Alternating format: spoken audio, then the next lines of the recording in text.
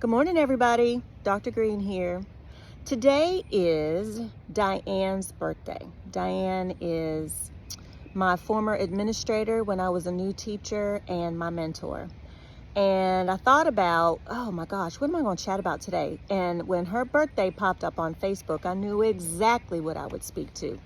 So there was this time when I was a very new 8th grade teacher, and I had a student in my class who was just not listening, talking back, doing what 14-year-old kids do. And I kicked him out. I kicked him out of the class, walked him up to Diane's office, and I said, it's either him or me. And she said, well, leave him here for a few minutes, and I said, okay, great. So I felt some sort of victory, some sort of relief, right? So I went back down to my classroom. There was another teacher watching my class, by the way. And I went in and I went about my business. About 10 minutes later, this little fella is escorted back down to my classroom by Diane, and he's got a cookie. What? Oh my gosh. Confused, betrayed. I had this unruly kid in my class, and my administrator brings him back happy, skipping, la la la, won the battle. So later on, she wanted me to come and talk to her about it, and I certainly wanted to come and talk to her because, oh my goodness, how could you? She says to me, you know what, Sherry? You were upset with that student, not me.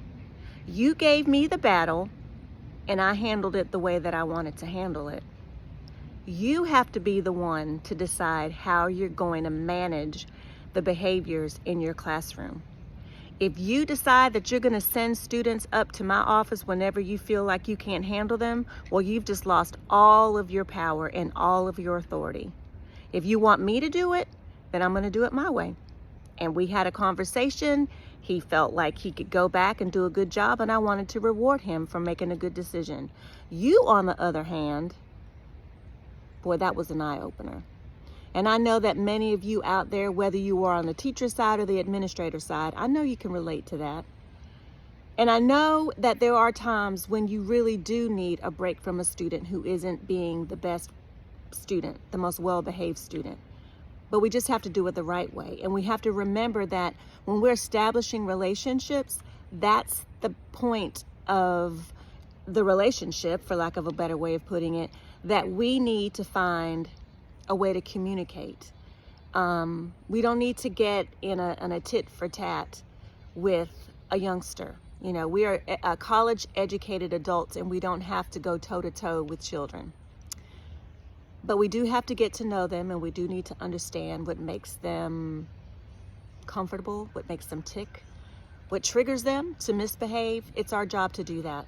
Because once we decide that we're going to just throw in the towel and get them out of there and let the administrators handle it, we've lost control, and we can't say how we're going to manage the situation.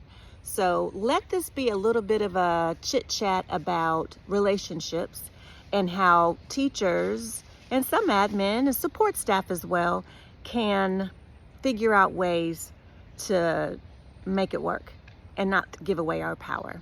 Give me some comments, if you will. Let's see. I forgot to let you know. Now, the emails are coming in, right? So busstopchat@gmail.com, and you can send me whatever you'd like to talk about. I've got some really good ones in the queue, but I wanted to do that in honor of Diane, DD. I appreciate you for that lesson. Y'all have a good day. Bye.